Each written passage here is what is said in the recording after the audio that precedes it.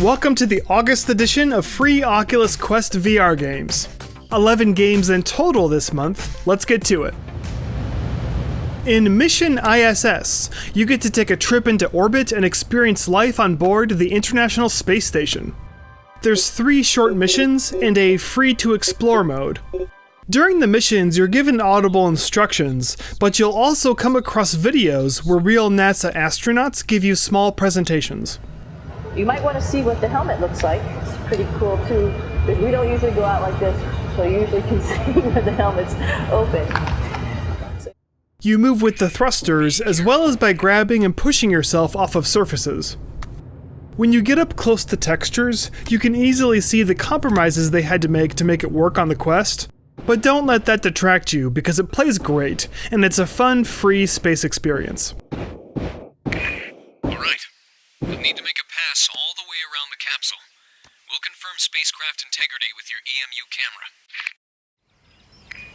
In 1983, after decades of steady deterioration, John Hull became totally blind. As a result, he began to record his thoughts and experiences on audio cassette. In Notes on Blindness, you get to experience what he described firsthand as you witness beautiful visualizations that are an abstract interpretation of his audio diaries. Sitting in the park with the children on Good Friday, Holy Saturday, I hear the footsteps of people walking past me on the footpath. The first chapter is non-interactive, but after that there will be some interaction with the environments. I think VR can be a powerful medium to experience empathy and live in someone else's shoes like never before. And Notes on Blindness is an incredibly well-made example of that. I recommend that everyone try this.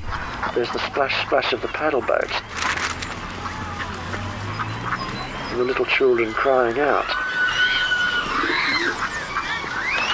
Further off, there's the different sound of the rowing boats out on the larger lake. Space Pilot Alliance is a slow-paced, strategic space fighter sim. The learning curve for this game is pretty steep, and some of the controls are a little strange, like to make the flight stick appear, you need to hold down grip, and then you'll see it emerge out of the ground.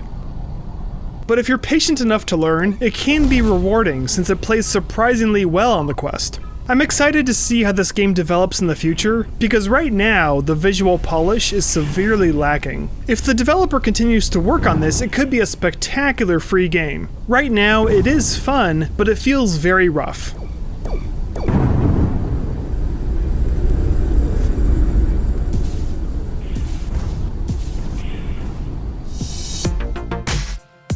In PathCraft, a charming little robot needs to collect all the treasure chests.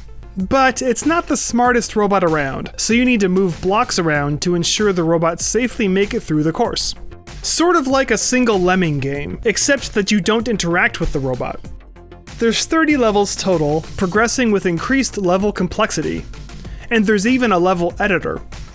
I enjoyed this at the start, but when I played, there was a strange bug that would play 2 tracks of music at the same time. I'm sure the developer will fix that soon, but in the meantime, if that drives you as crazy as it did to me, then you'll want to turn down the volume so you can listen to something else while you play.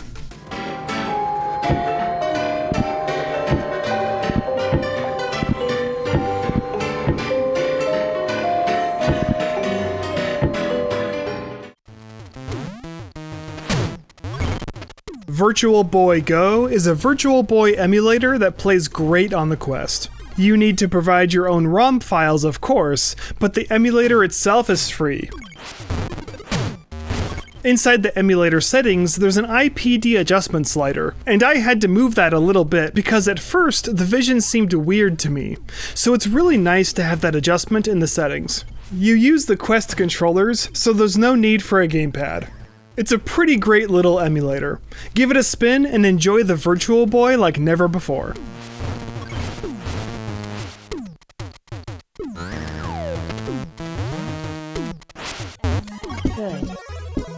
Tetro Throw is a VR Tetris clone. The pieces float by you in 2 rows that surround you. Grab the pieces and put them into place. That's about all there is to it. Nice. SweeperVR is a 3D version of Minesweeper, so this is yet another VR port of a classic game. But this one I enjoyed a little more because even though it's in 3D, the graphics are identical to what they were in the original, so the design has a nice retro gaming feel about it. The minefield is fully customizable. Choose the size of the playfield and how many mines there should be.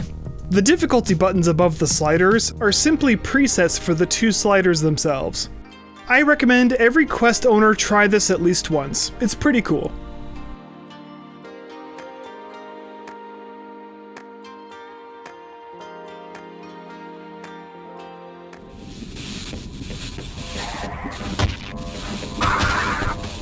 Lambda 1 VR is a port of Half-Life 1.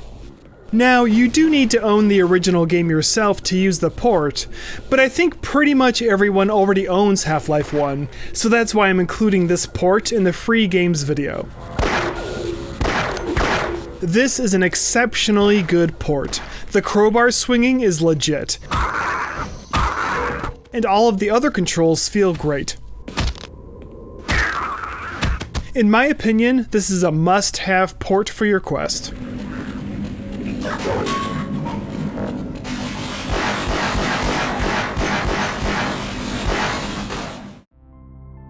I covered Labradory in the free PC VR Games video this month, but you can install it on your Quest as well. It's a puzzle challenge where you get to release some delicious meatballs from a dispenser in the ceiling, but the challenge is to use available objects in the room to get the meatballs to the trapped Labrador to enjoy. There are 7 puzzle levels in total, and at first all of the objects float in the air, so it's pretty simple. But later levels will introduce objects with gravity and physics, so balancing will be essential.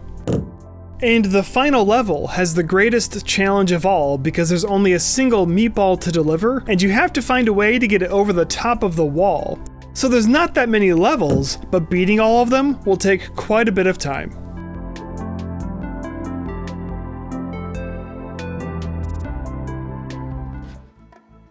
I very recently reviewed the Steam VR version of Deisim. I'll link to my full review down below. But it's basically an addicting sandbox god game in a pleasing minimal visual style. The developer created a prototype port for the Quest that's now free to play. If you decide to try this for your Quest and enjoy it, then I recommend supporting the developer by buying the Steam version, which is just $8.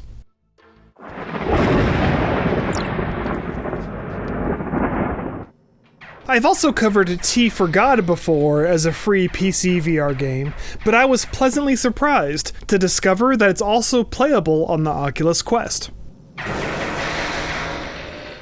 T for God is part obstacle course and part exploration shooting game. It uses impossible spaces and procedurally generated level layouts to allow infinite movement within your room scale. And whatever room size you have, the game will adjust for that room scale. Make your way through the level shooting a variety of robots before they can shoot you.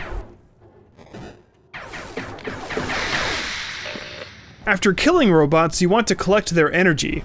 Energy is what you use for ammunition in your weapons and your shields. You'll come across energy transfer stations that allow you to transfer energy to or from your weapons and shields. You start the game with 2 simple pistols that are attached to your forearms.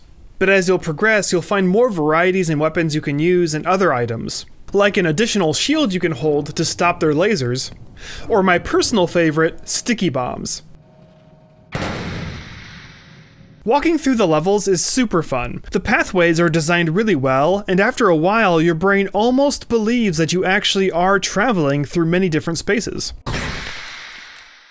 I find this game surprisingly polished for how early it is in development. There's so much more planned for the game, but it's already fantastic fun. And since everything is procedurally generated, the gameplay is potentially endless.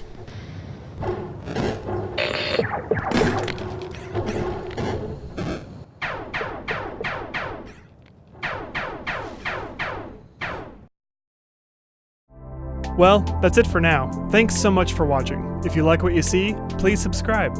See ya!